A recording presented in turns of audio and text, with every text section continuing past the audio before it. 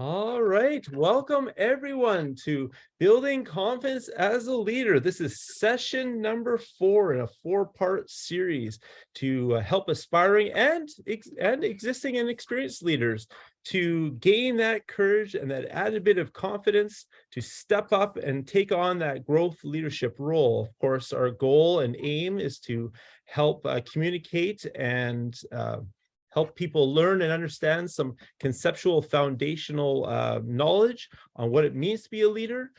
We first spoke about visionary leadership and the importance of vision, setting vision. We also spoke a little bit about setting goals and creating plans to achieve those goals. Then we had a special guest speaker from District 101, Abhijit Yoshi, who spoke about the merit of leadership and making sure that you take self-care as a leader. So some really interesting acronyms they went through. So you'll have to check out the recordings to learn more. And tonight, I'll be presenting on behalf of David Story, who is unable to make it today to be a speaker. But tonight's theme or content will be about servant leadership. What does it mean to be a servant leader?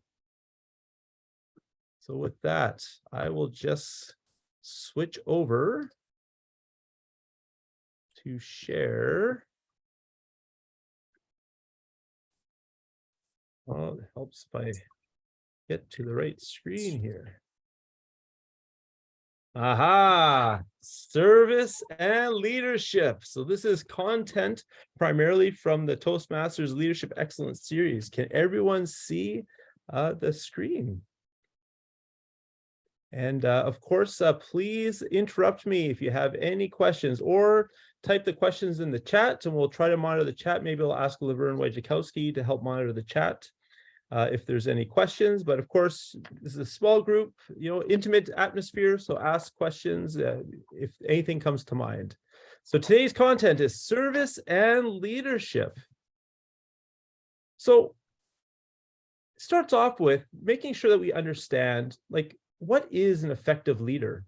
And one of the cool things is about this leadership series is we've already been talking about several of these different foundational aspects. And of course, the first aspect of becoming being an effective leader is being able to provide a clear direction to your team. It's really important to be able to communicate and message to your team to create that understanding of, this is where we're headed. These are the goals that we're trying to achieve together as a group that we're all marching towards.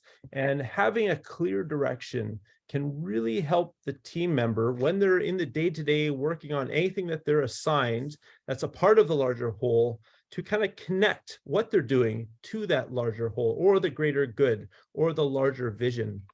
Having that connection helps reduce the sense of feeling siloed and isolated. It helps create a sense of, I'm part of a group, I'm part of a greater whole that's marching together to create a larger and greater outcome that's, often bigger than themselves, right? Because of course, when you're part of a team, everyone's kind of working towards a larger effort.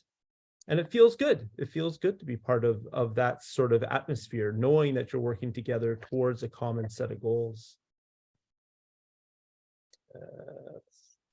The next one is foster collaboration.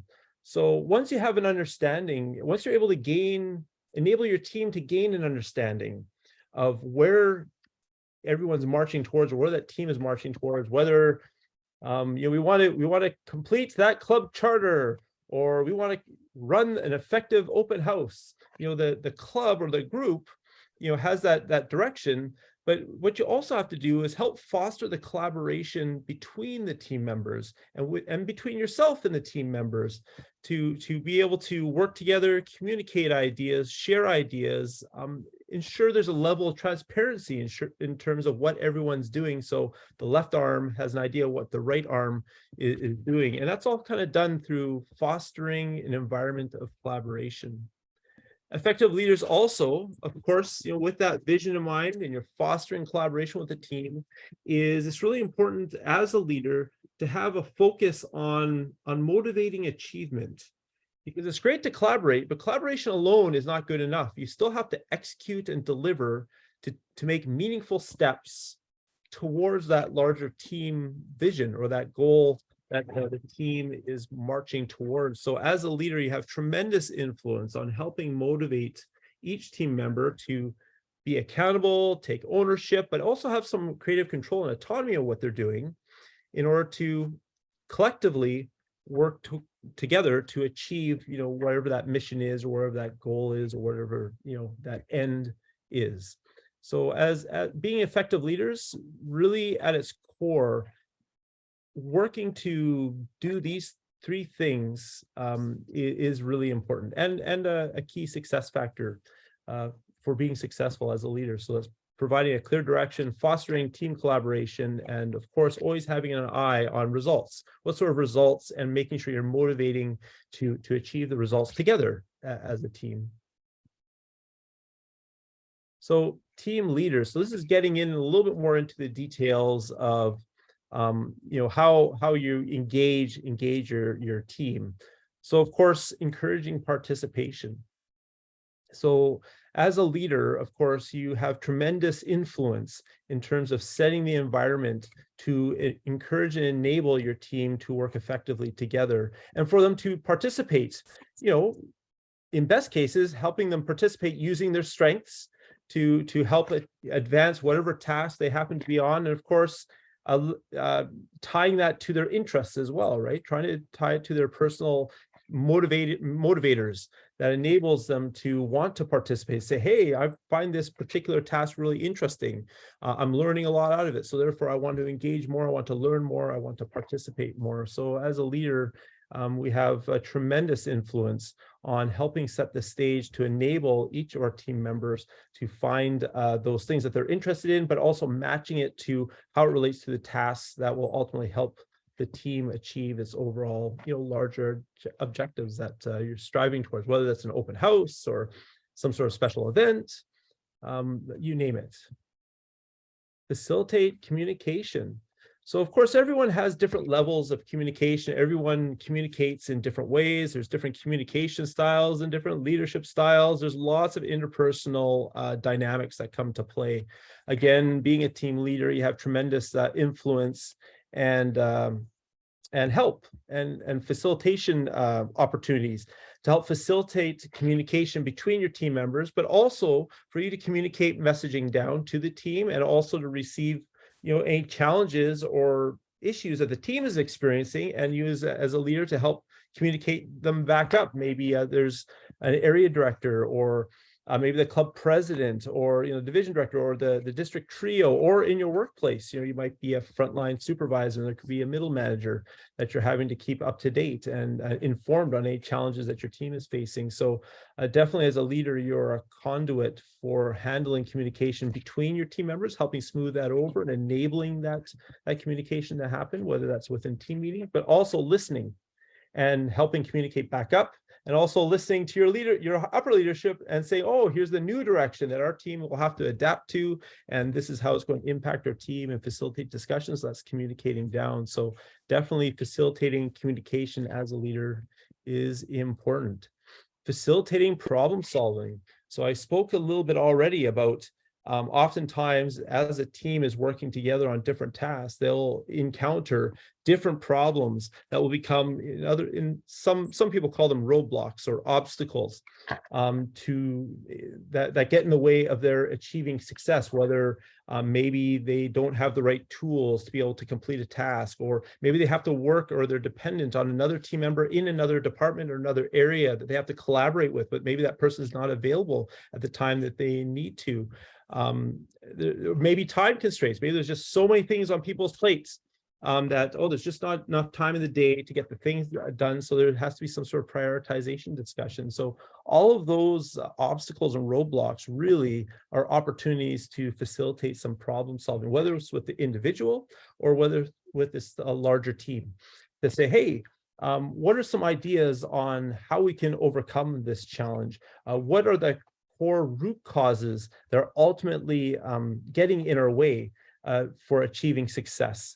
And then helping facilitate the team to ideate And well, first identify what the problem is, maybe describe it, and then ideate or come up with ideas on how to solve that problem, or steps, and then coming up with a plan. But that's all about problem solving and helping your team move through that. So you'll often find, as a leader, you don't have to know all the ideas, and you don't have to know it all. And absolutely, you shouldn't know it all. It's impossible to know it all. That's just an impossibility in any role. But if you have the right team and the right mindset within the team, and diversity within the team, and the right skill sets that are meant to drive the outcome that your team is there, been organized for, your team will become very powerful problem solvers, and they will come up with amazing ideas that you likely will not have contemplated. But through effective facilitation, if you're able to enable their creativity and their input and create that safe environment, you can definitely come and drive to much better outcomes. And even better, through that process, the team will have buy-in and commitment to want to do it, because they've been a part of it. They were involved in solving it, in describing it, and also becoming the part of the solution to overcome it. Tolerate mistakes. So again, this is to me a part of creating a safe space for your team. In today's day and age, again, perfection is not the way that we want to go. In Toastmasters, can anyone recall what is one of the core values that we embrace? There's 4 core values, and one of them kind of reflects on not necessarily seeking perfection, but we seek excellence. Yes, excellence. That's exactly it. We're seeking to do the best that we can with the resources and the ability that we have at the time of. And of course, we're ultimately, one of the larger themes for District 64 is, can we improve that 1% every time? And through constantly improving that 1% and sculpting and honing our excellence, of course, we'll become better and better and more skilled and more competent in the things that we're seeking to learn and build within ourselves, but also the outcomes that we're seeking to achieve as a result of the service that we provide as members, but also in everything that we do, whether it's the workplace or at home or volunteering events. But one way to help enable that is to tolerate some level of mistakes, enable those to happen, because guess what? The best times when we learn is when we make those small mistakes, because those mistakes become very visceral and they become teaching moments. And that teaching moment allows us to learn and go, oh, okay, well, I tried this particular set of steps. It didn't quite work, but boy, I definitely know what the right solution is now going forward. And instead of conceptually and thinking about it and pre-planning to try to be perfect ahead of time, if you just do these small little mistakes here and there, you learn it, and then you know it 100% without a shadow of a doubt, because you've lived it. So actually, mistakes are very powerful. So as a leader, if you're able to take calculated risks or enable calculated risk taking within your team, that can be a very powerful learning tool, but also opens up people to feel safe to try out new ideas, to innovate. And of course, through innovation, there's lots of opportunity to create new ways of doing things, better ways of doing things that you couldn't have imagined before. And of course, analysis paralysis, trying to do things perfectly, kind of crushes all that out unintentionally. That's one of the unintended consequences. So tolerating mistakes is actually a good thing. So as a leader, it's just about calculated a risk. Can you create a safe enough space so the level of mistake is not like way out, it's going to blow up the team, but oh, it's just a minor hiccup. Okay, we can fail fast, resolve it, fix forward, and your team will be better off. Helping the team members grow. So of course, as a leader, we have tremendous influence for helping cultivate the skills and empowering our teams, and to provide the environment and opportunities for them to step into, where the team members want to be able to grow, and to have those stretch opportunities where they can be placed into a new task or a new role or new function, or a new project, you name it, but it's that place where it's just, okay, they have a certain level of competency, but there's just a little bit more that they can grow. And if you put them in that place, that'd be the perfect environment for them to just to stretch that one or two extra steps to build up their current competencies, and of course to where they want to go and how they want to develop. So as a leader, of course, you get to help coordinate what tasks are done and when and how, a little bit on how and who gets to do them. So you definitely work closely with your team to figure out what's the right match that will enable them to grow on how they'd like to grow in terms of the different skills they're seeking to achieve, especially within the Toastmasters world here, because of course it's all about serving the member and helping them achieve their developmental aspirations. And persuade. So as leaders, we persuade, and really through persuasion, if you're able to create a clear vision and able to connect with each of your team members to help them understand, well, why is that vision there? And why are we moving towards that direction? Why is that important to the team? Why is it important to the organization? Why is it important to themselves? If you're able to create unity of alignment of that why statement, it really becomes a powerful persuader to help them go, oh, okay, well, if I do these actions, I'll be in alignment to my needs, the team's needs, and the organization's needs. That's the best case scenario when all those are in tight alignment. The intrinsic motivation just naturally comes up. So that's just one example of a method of persuasion. So you're not necessarily telling them, oh, thou shalt do this. I'm not going to tell you why, and I'm going to crack the whip if you don't. That's the worst case scenario. Don't do that. Don't do that. That's kind of the opposite of service. That's slave driving. Slave driving is not providing service. That's providing slave driving, which we ultimately don't do, and we clearly don't do here in Toastmasters. So using the art of persuasion, how do you connect with the needs and goals of your audience? In this case, your audience is your team, to help motivate them, to help build that intrinsic motivation, that internal drive and fire to say, oh yeah, I want to do this too. I'm really energized and I want to jump on this. So you might be asking, what are some benefits of teams? Well, maybe the first one here is improve the quality of work life, but maybe I'll just pause here. I don't know, benefits of teams. Does anyone want to throw out some, like, what are some benefits of having teams and working together as a team? Laverne. Sharing the workload. Sharing the workload. And I guess, yeah, by proxy, yeah, that means more. That's a lot more work that can be done than just by one person. That's right. Anyone else? Lots of different viewpoints. Diversity of points. I like it. Yeah, having teams can foster creativity. Yeah, 100%, because you have lots of different people with different ideas, different approaches, different backgrounds, and different lenses of perspectives coming to bear. Stephen. Teams stand for together, everyone achieves more. Love it. Together, everyone achieves more. You better believe it. Better believe it. As a leader, we have a tremendous opportunity to provide and foster a safe and energizing and motivating environment. And if we're able to enable our teams to individuals on our teams to self-actualize and work to the best of their ability, yeah, we can definitely achieve more, and surprisingly more. So some things that Toastmasters identified, of course, improve the quality of work life. It's much more fun working together than just alone individually, although everyone's different, but typically working as a team and marching towards a greater whole and a greater good, something maybe that's a little bit larger than yourself, is inspiring. And of course, it's been touched on, increasing productivity. Of course, we can achieve way more as a group and share the workloads. It can ultimately reduce costs.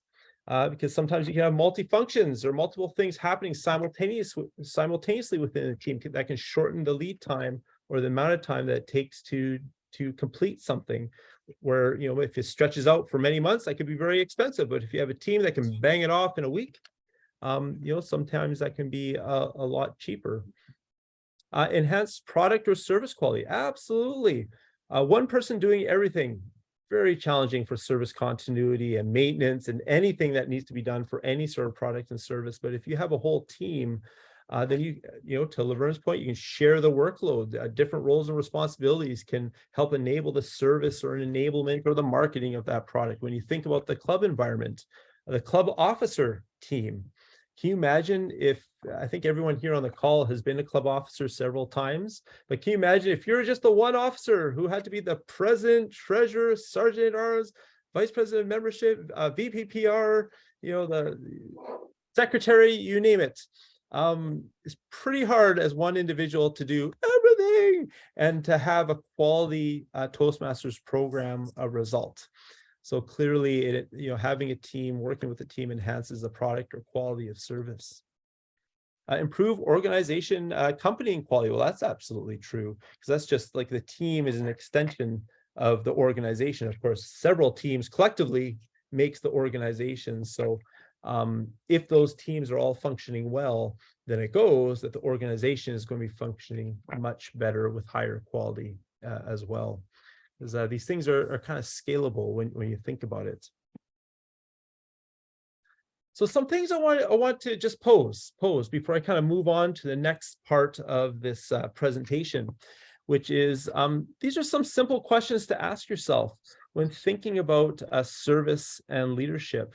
And we'll get into a little bit more of like, what is a servant leader, just a little bit more specifically. And some questions to ask yourself, and they're very simple. And any leaders can do this. So if you're ever in a leadership position, just start asking yourself, how can I foster a safe team environment for my team to work within, share ideas, maybe have those one or two mistakes, but to feel comfortable, because it's important to have a level of safety, the feeling and experience of a level of safety and trust that, if something goes a little off or I'm feeling uncertain, like nothing bad is going to happen. And us as leaders, we have to champion these values and the environment that we're making for our team members. So creating that safe space, enabling that trust to build that trust within our members to go, okay, it's okay to raise my hand to ask ideas. No one's going to see me as dumb. Like all ideas are good ideas, right? Encourage those ideas, make it a safe space for people to share ideas, to maybe take that next little bit of innovative step, to take that small calculated risk. So make sure you ask, how can I foster that? What can I do next time to make that even better? Also ask yourself, how can I elevate my team members' voices?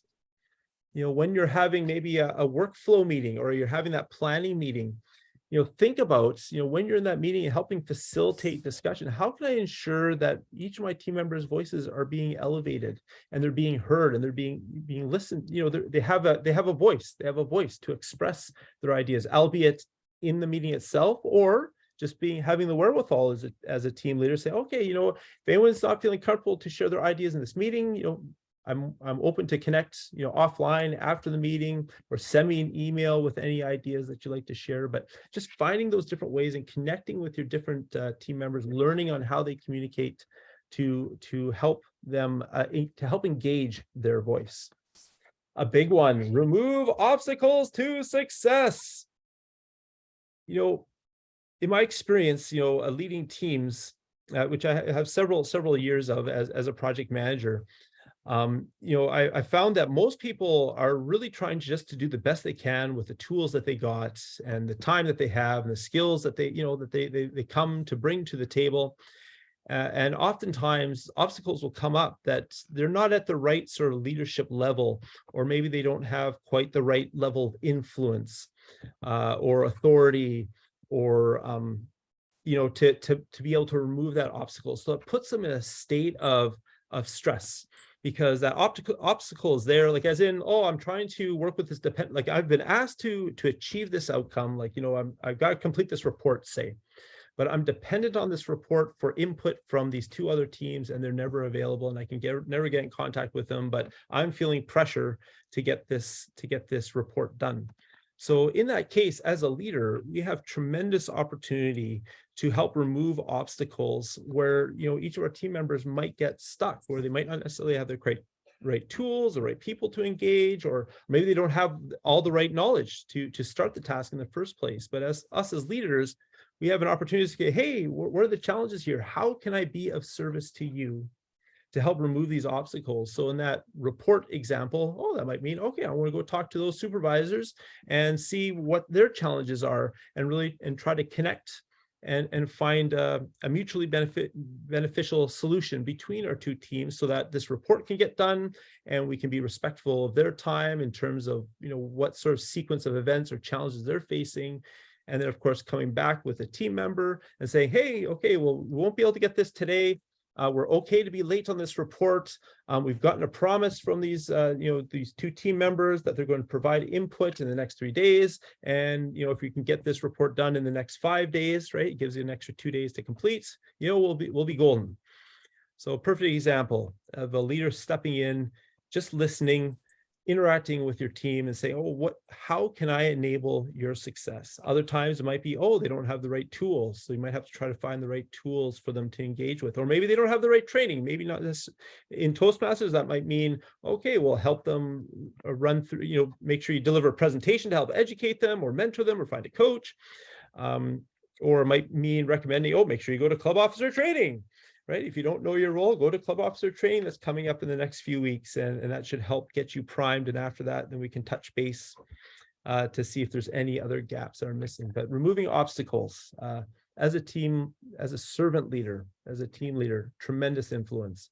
Again, fostering collaboration. How can I foster collaboration to get those ideas?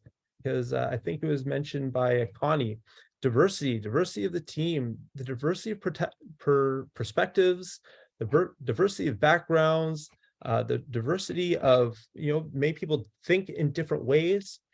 All those come to bear for creating a collaborative and creative environment that can create innovative outcomes towards better, for achieving better results. So any way that you can figure out how can you get your team in that energy, the idea is cooking and the energy pumping to foster that collaboration, super important. Transparency. I don't know if anyone here has been in the room here, has ever been in a work environment where you're kind of working in a silo, you're kind of working on your task, but you have no idea what's going on. You don't know what the larger, goals are. You don't know what the larger changes are. And it's just kind of surprise after surprise after surprise, because you lack the visibility, you lack the transparency of kind of what's going on, maybe even just with your dependent teams and teams that you're bumping up against. But that all relates to transparency. So as leaders, we have, again, great opportunity to help create transparency. Hey, these are the larger goals and changes that are coming from outside our team that could impact us. Maybe not today, but coming in the future. So transparent, and also the transparency between the teams. George is doing this and Susan is doing, this other thing. And at the end, they're going to have to come together, and, their two outcomes of their tasks will help create the greater outcome, wherever that example happens to be. But just the fact that both Susan and George know what's going on within their own team, the left hand knows what the right hand is going, can foster a much more friendly and fun environment and engaged, included environment. Whoops, I went too fast. Servant leadership. So this all leads into, those questions lead into servant leadership. And I see that I'm at 7:35. Does anyone have any questions before I move on to the second portion of this presentation? Anything about servant leadership, or anything about what it means to be an effective leader, or team leadership, running a team?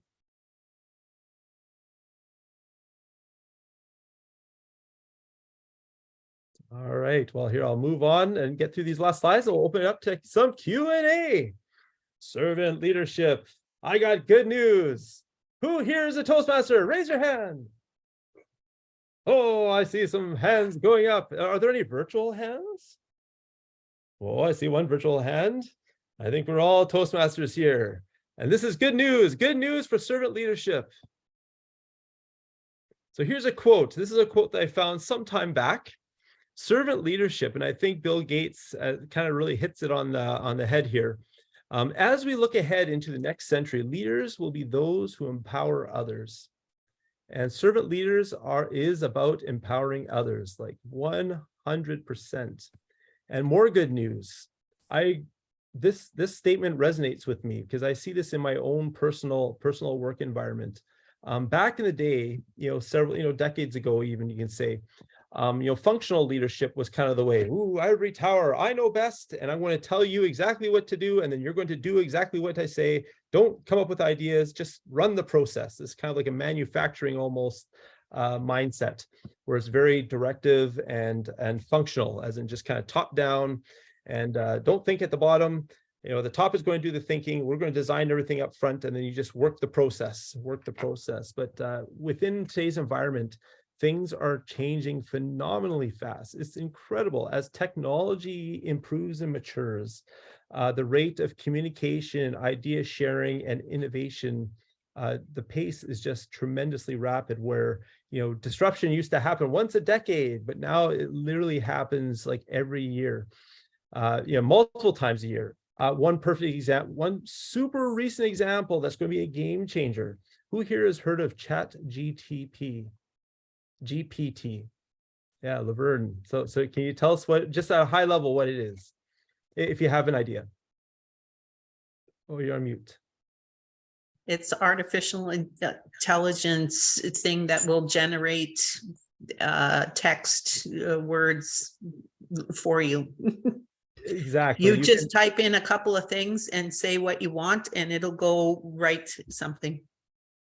Like wholesale, like you can say, tell me the top 10 public speaking tips, or write me a report, or write me a dissertation on XYZ, and literally in 5 minutes it will write you a report or dissertation on whatever content that you asked it to do immediately.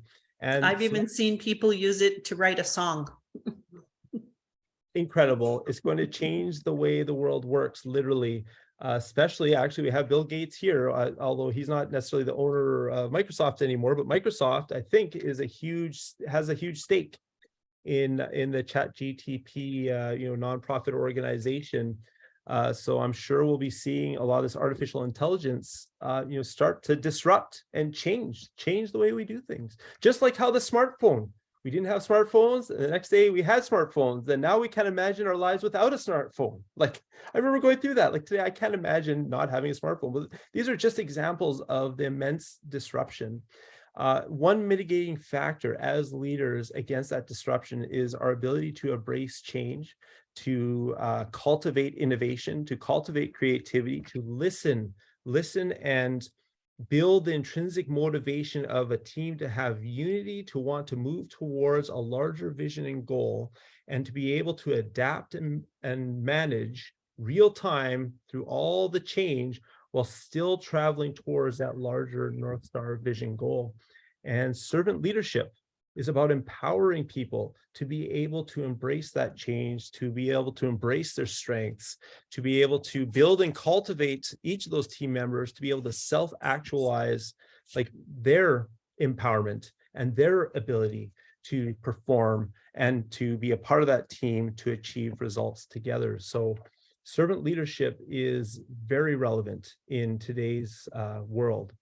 And here's some other points about it, servant leadership relevance and why it's important. And there'll even be more good news because I kind of touched on it, because we are all Toastmasters after all, coincidentally. Yeah, woot woot. So navigating transformational change, so that's really about navigating disruption. Organizations are constantly having to innovate on what their business model is and how they need to change that business model in order to keep up with all these technological and disruptive changes that are happening in all industries. And that also leads itself to organizational agility, right? And again, that all means like, how can an organization steer a ship of, sometimes it's 100 people, oftentimes it's 1,000 people, and it can be tens of thousands of people. In some organizations, 100,000 people. So can you imagine what it means to move people through rapidly changing environments, larger organizations get? It can be very daunting and challenging, but it all starts with being a servant leader? How are you cultivating your people? How are you engaging their growth mindset? How are you engaging diversity and inclusion that was brought up already a few times in this presentation today? And it's about empowerment and enabling the self-actualization of each of your team members to be able to perform the best of their ability at the time that they need to, to perform and do the work they need to do. So it's very relevant in today's environment. And this is the good news. As Toastmasters here, we are already practicing every single day, because guess what? Servant leadership is built right into the Toastmasters program. And it all starts with our values: service, respect, excellence, and integrity. Of course, here we're talking primarily with the service value. But of course, being respectful and having integrity and accountable to what you're doing. And of course, doing the best that you can do with the skills and ability that you got. Excellence and continually improving that 1%, all apply. But service, we're practicing service. In every club meeting, what are we doing? We're either performing a service in terms of filling a Toastmasters role, or we're performing a service providing effective feedback to help others to improve, or we're mentoring, or acting as a leader in service for members. As club growth director, I'm in servitude of all members of the district, and especially towards our District 64 mission, right? We build new clubs and we support all clubs in achieving excellence. As I think everyone here is aware that the paradigm for leadership is flipped upside down. Of course, all the leadership down, right from the international, we're here all in service of our members. So even as a member, we're serving one another when we're actively participating in a club meeting. And again, it's what we do. We're developing ourselves through the act of regular service, right? Like we're learning by doing. Like I right now is in the act of service, providing service with my time to deliver this leadership confidence session 4 session in the servitude of all the members here. And I appreciate each one of your service to help be here and provide any helpful feedback after the tomorrow or the next day on how well I've done, so I can continue to improve just like every other member. But we're all developing and serving simultaneously. But here's the trick: servant leadership. Are you ready to power up to the next level? So it's one thing to be in active service just as a member, and maybe you're being a timer, or you deliver a speech project, or you delivered an effective evaluation. If you want to stretch and grow your servant leadership aptitude and competencies, and take another step towards excellence, there's immense opportunities within the Toastmasters program that will enable you to do that. And it starts at being maybe a club leader, a club officer, an area director, a division director, or any sort of district leadership. And everyone will push your boundaries to build up those servant leader competencies. Of course, every leader isn't the same, and every leader is on a different progression path, but I'm pretty confident that in most leaders in the Toastmasters program, you'll find evidence of these different aspects that I mentioned right at the beginning of the session today, because this is all common content that's just constantly delivered to all of us as members, is building up that servant leadership competency. And the cool thing is that it has direct relevance to like all industries in terms of leadership development. So I think this is the last slide here, and then we can open up to some questions. But achieve success together. So a Scrum Master is a role that's kind of a part of something called Agile project management. It's just a style of change-driven management, change-driven project management. But Scrum Master role, like it actually, like I was a Scrum Master for a while, and when I was learning about Scrum Master and gaining my certifications, I'm like, oh, servant leadership, I know all this stuff. Holy smokes, no wonder why this is all familiar, because I've been doing it in Toastmasters for years. So a Scrum Master is like an orchestra conductor, guiding a group of individuals to create something that no one of them could create alone, right? So that's just saying it's about the team. And through the team's empowerment and success, of course, we all will achieve success. So Servant leadership, we have tremendous opportunities to play a part in that. And the Toastmasters program provides a tremendous opportunity to participate and continually practice and growing your servant leadership skills, whether it's a club officer, area director, division director, or a trio member or any district leadership position and beyond, right to the top. Last quote. A person who is worthy of being a leader wants power not for himself, but in order to be of service. So true. The servant leader is focused on the success of its team members. That concludes this presentation. Are there any questions?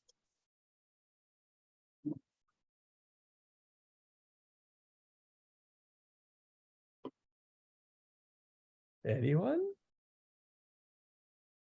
Or any examples or any experiences or anything that anyone would like to share on the topic of servant leadership? Laverne. I'll start the conversation off. I found in my workplace, I'm a section head, and I have a group of 6 people that I supervise. And I found with the servant leadership, it's really important, like you say, with getting rid of the obstacles for their work. Like they might have a reason why they're not completing something or they can't get something done. And it's my job as a leader to step in there and help them out, but not help them do their work, but help them get what they need to do their work, or help them connect with the right people they need to do their work. Just recently, I had one staff member who is supposed to be helping another group because everybody has records they generate in our company. But one group was supposed to be using them to help out, but they weren't. So I had to establish that connection and get them talking to each other. And that was one of the things to break that barrier that was there. So sometimes it's not just, oh, I need to order you a new computer or I need to get you training for this. Sometimes it's all about the communication and getting people to connect that way as well. So I don't know if anybody else has experienced anything like that, but I thought I'd start the conversation with that. Oh, thank you, Laverne, and thank you for sharing. Stephen, Connie, or Doreen, any comments or maybe stories, or does anything resonate with you from this presentation?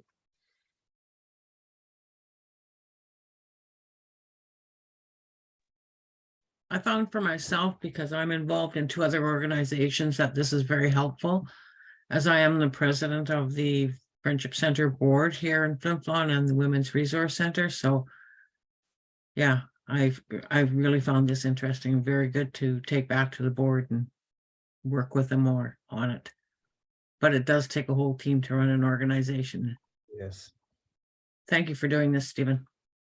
Very welcome, and thank you for sharing. I can also offer a story of servant leadership.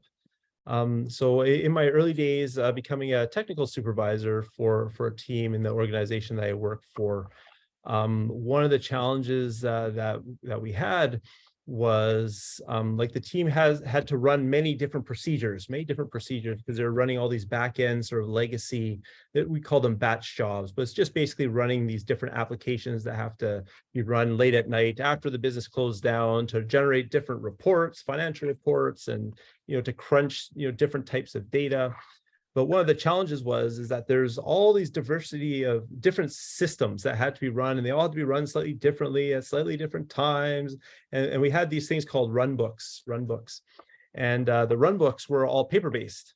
So basically, when I came in, it was like these binders full of paper, with the whiteout and crossed pen and pencil. And you open it up and you go, oh my gosh, how do you navigate this? I don't know which way is up and what the heck am I reading?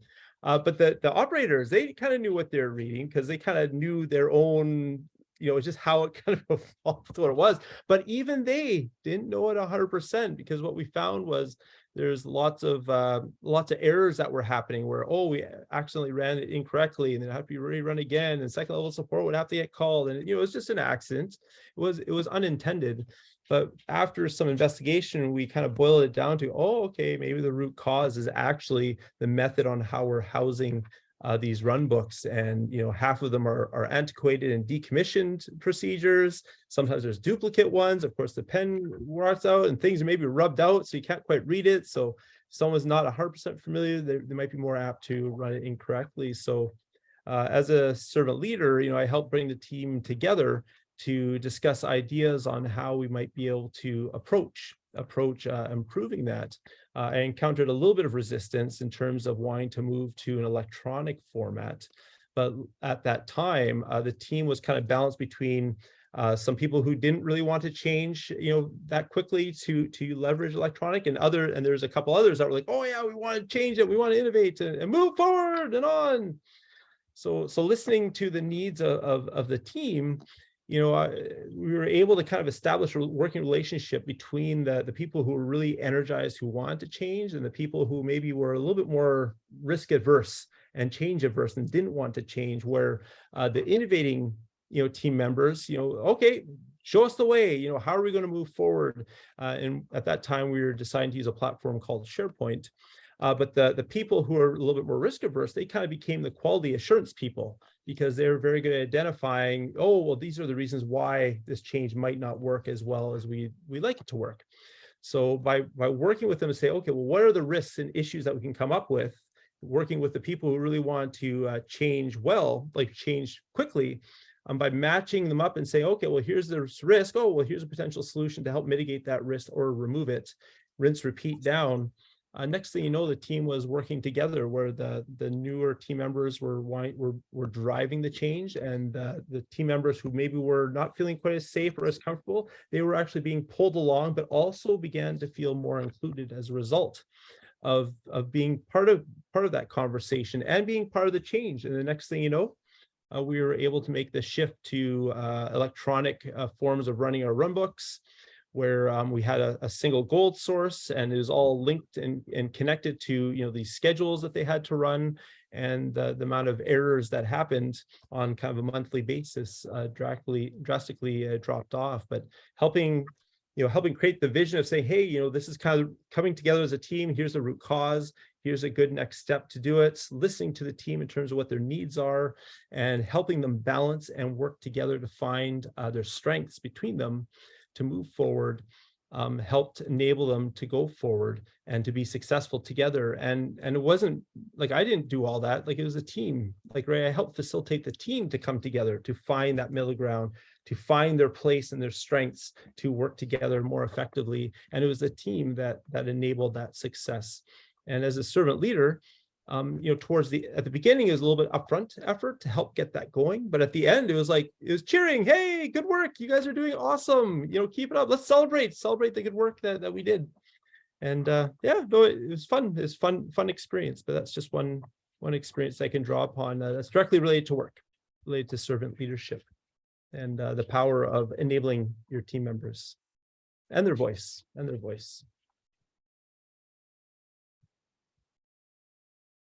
I see that we have 5 minutes. Are there any other last comments, or? Can make one more comment. Yes, Laverne, No please. question, but comment here, I guess. Oh man, okay. who Oh, wants to go let first? man go. Let man go. Rock, paper, scissors. Okay, man, sorry. you go first. What do you want to say something? I just wanted to say that if you are interested in pursuing leadership, John Maxwell has some great books on leadership and talking about the servant leader and the different levels of leaders, how you help people get to where they need to be. And if you're helping them get where they need to be, then they're helping people get where they need to be, and you're actually multiplying the effect. So I would recommend reading some of his books. Laverne, was it the 5 levels of leadership? I think There's there's the 5 levels of leadership. There's also 21 laws of something that I can't remember. There's a whole bunch of them that he's had, but that 5 levels of leadership one is an interesting read. Yeah, there we go. I just put in the chat. So I don't know if the 21 laws of leadership. I just kind of took a guess there, but Yeah, he's actually a golden gavel winner for Toastmasters back in 2012. And I was actually at that convention where he was accepting his award. So very interesting to listen to. and Men, did you have any comments? Yes, I do have some comments here. Stephen, you just took on just a keynote and workshop today just to show us. I don't know. You must have done this before. This is not the first time. Like, what the heck? You just took on it like that. But it's very awesome. Thank you, Stephen. Yeah, I learned a lot from this, and I've seen like it's all. Thank you for doing this. You're very welcome. I would request like a just- script, just to sometimes it's just easy to go through and put things together, because I can certainly use the content to do some type of presentation at work as well. Oh, thank you. Is so there a much. way to get a script right from Zoom? Yeah, we are recording this, Yes. and we will be sharing it as well. So like on YouTube. So I think we should be able to get I don't know how. Yeah. I guess I should be able to get a transcript somehow. Yeah, like Yes. not just the video, right? Because sometimes you need to have that transcript, and then it's just easy to go through it. Yes, Even though it might not be that I can that try. AI, it sometimes will kind of auto translate. It's sometimes something gonna be weird, funny, but Yes. but it's gonna be close to it. No, Thank you, Stephen, I'll take a look. I'll take a look to see what's possible out of Zoom. Like we're just recording it to the cloud to Zoom right now. Okay. Oh, well, I think we got 3 minutes left. Are there any last questions before we shut down the session for tonight?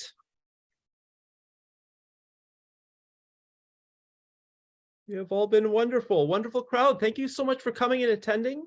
And for those who maybe haven't been able to meet all of them, but still watching the recorded sessions, I very much appreciate it. Make sure you tell your colleagues and fellow members that these recordings exist, because of course it can help all aspiring leaders, maybe who have not missed or didn't have a chance to register. They'll be up there on YouTube to peruse if they like. And yeah, many thanks again. Thank you, everyone. Have a great evening. All right, thank you. Good to see everyone. See you Thanks next again, time. Stephen. Have a good evening, everyone.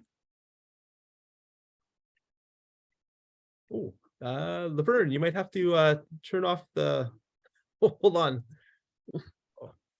Just reclaim host. I know. Oh, I can't anymore.